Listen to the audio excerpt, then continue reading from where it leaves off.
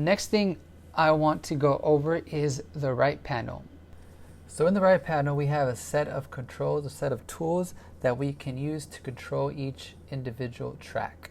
And each individual track has the same set of tools. So let's go ahead and go over some of these. The first one I want to look at is this yellow button here. Every individual track has a yellow button with a corresponding number depending on the order of the tracks. We have 1, and we have 2, and if we create a new audio track, we'll have 3, and so forth. This yellow button here means that this track is activated. If I wanted to disable that track, I can click on it and it will turn gray. That means that this track has been disabled. So if I hit my play button, I can no longer hear whatever is in this track, which in this case is the kick. But you can still hear the snare clearly. So I can reactivate this track by simply clicking on the number again. Another thing you can do is you can solo a track.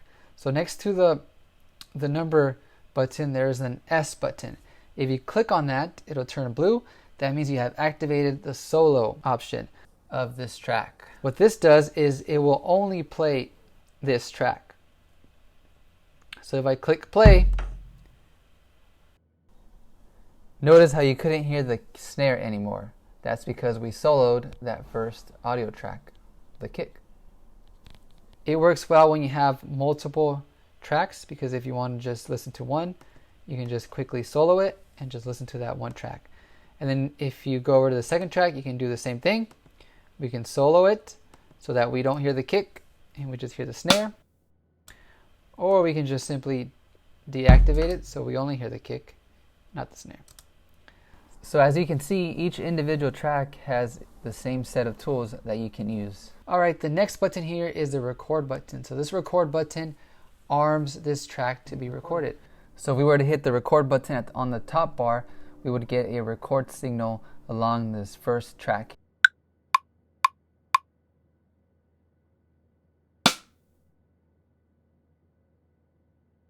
And the record signal will go on until you hit the stop button. In this case, I hit the space bar. Okay, so I'm going to go ahead and do Command Z to undo that. Alright, so now let's look at the volume knob. So this down here right below the number is where you can adjust the volume of the track. So if you click on this number and you drag your mouse down, we are lowering the volume of the track.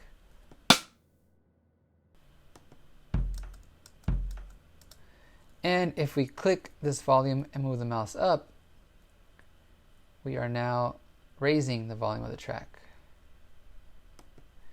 And I'm hitting play by pressing on the space bar. The space bar plays your track and it also stops it. Okay. I'm going to bring this back down to 0. And right next to the volume, we have the pan section. So here, Ableton allows you to choose what side you want this track to play. So you can have it centered, or if you click and drag your mouse down, we can send this sound all the way to the left. 50 ow means it's all the way to the left. So if you're hearing this in headphones, you should only be hearing it on the left side of your headphone. And if, let's say, you wanted to go more left but not entirely left, you can choose anywhere in between 0 and 50 ow, and you should be hearing there. You should hear it more on your left side, but you should still hear it a little bit on the right side. And if you click and go up, we can head to our right section. So we're going to pass the center, and then we're going to shift it all the way to the right side. So now when I hit play, you should only hear it on the right side. This works best if you have headphones, because then you can actually hear only one side of your headphone. So what I'm going to do now is I'm going to bring it back down to the center. And the last thing I want to go over in this section is this meter on the right side. This meter shows you the volume levels of this track. If I press play, you'll see that green meter go up. and I'll press play again. And if I turn up the volume, you're going to see this meter go all the way to the top. That's just telling you that this track is reaching a high volume level. And usually, if you notice you saw some red lines, you normally do not want to see those red lines because that means your song, your sound, or your track is clipping, and it will give you a distorted sound. Let me go ahead and play it again so you can see the red signal. So I'm going to bring it back down to 0. Alright, so now let's go back to the middle section of Ableton Live. And if you notice, there are some numbers up here. 1, 2, 3, 4, 5. What those are counting bars in our session or in our project. So we have bar number 1, 2, 3, 4, 5, 6, and so forth. Bars are also referred to as measures, and each measure has a certain amount of beats inside of it. What you're looking at here is a project that is set to a 4x4 measure, which means there's 4 beats in every measure, or there's 4 beats in every bar. So there's 4 beats here, 1, 2, 3, 4. Then we get to bar number 2, and then 1, 2, 3, 4. Then we get to bar number 3. A good way to get a better understanding of this is by listening to the metronome. A metronome counts off our beats. So let me go ahead and set up a metronome so you can see what that sounds like.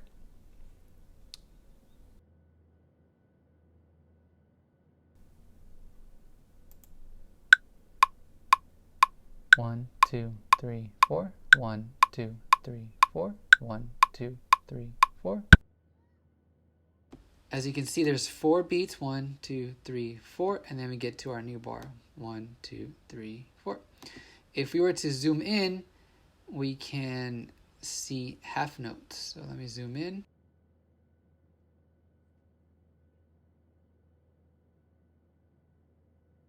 Now we have what's called a half note.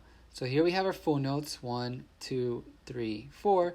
But if you notice, in between the beats, there is a line in the middle. That is called a half note or a half beat. So we have half 1, 1 half 2, 2 half 3, 3 half 4. So yeah, so let me go ahead and zoom out so that we only see the 4 bars. All right, the next thing I want to look at is this thing up here. This is called a loop brace. So what this loop brace does is it plays anything in between the beginning of the brace and to the end of the brace, and it'll just keep playing it over and over and over in a loop. And the way you would move this loop brace is by clicking on the very top bar. You click, you hold, and then you drag to wherever you would like to place it.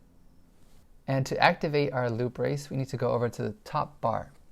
In the top bar, there is this loop icon. It's a circular rectangle with an arrow at the end of it. When you activate your loop brace by clicking on this button, whatever's inside the loop brace will play on forever until you hit the stop button. So what I'm going to do is I'm going to activate the loop. I'm going to hit play, and once we get to the end of our loop brace, it's going to come right back to the beginning. And if I were to deactivate the loop, you can see the difference.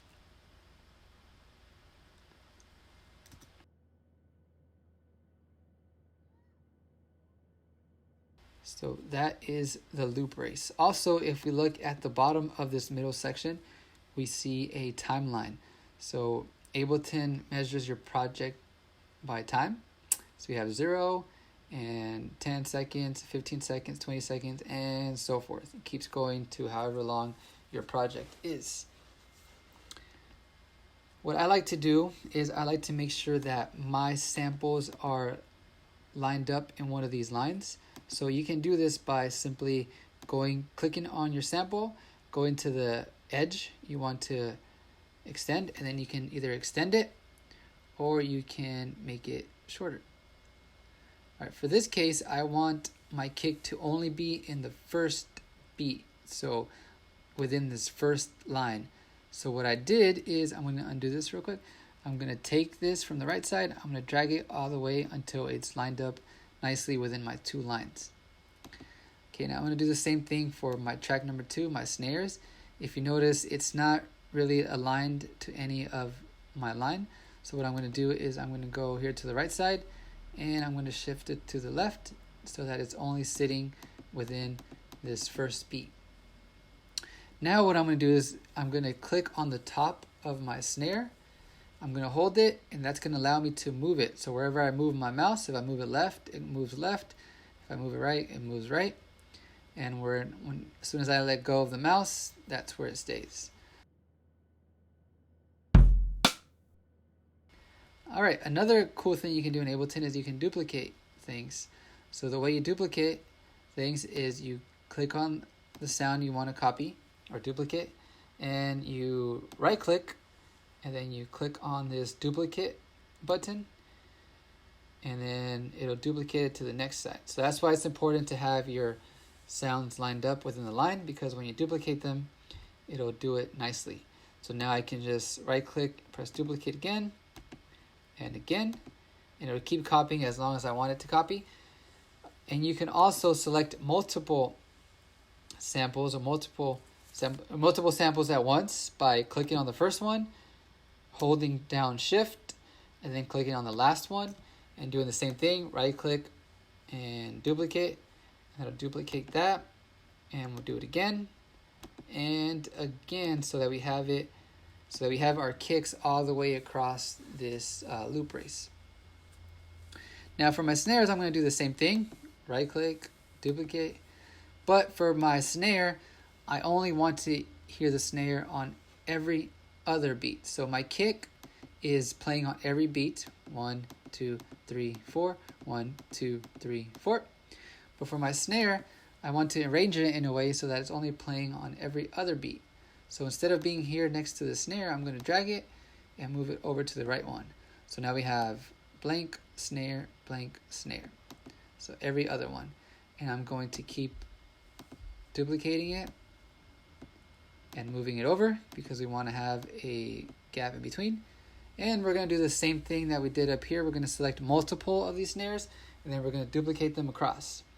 So, but because we want to also keep the space, we're going to select the space as well. So I'm going to click on my snare, and I'm going to go to the very first beat of bar number 5, so that I have my space, snare, space, snare, space, snare, space, snare.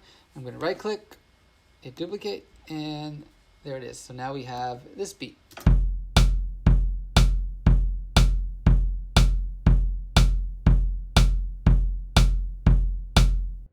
And because I didn't have my loop brace activated, you can see that I would have kept playing. As a side note, let's quickly cover the play line.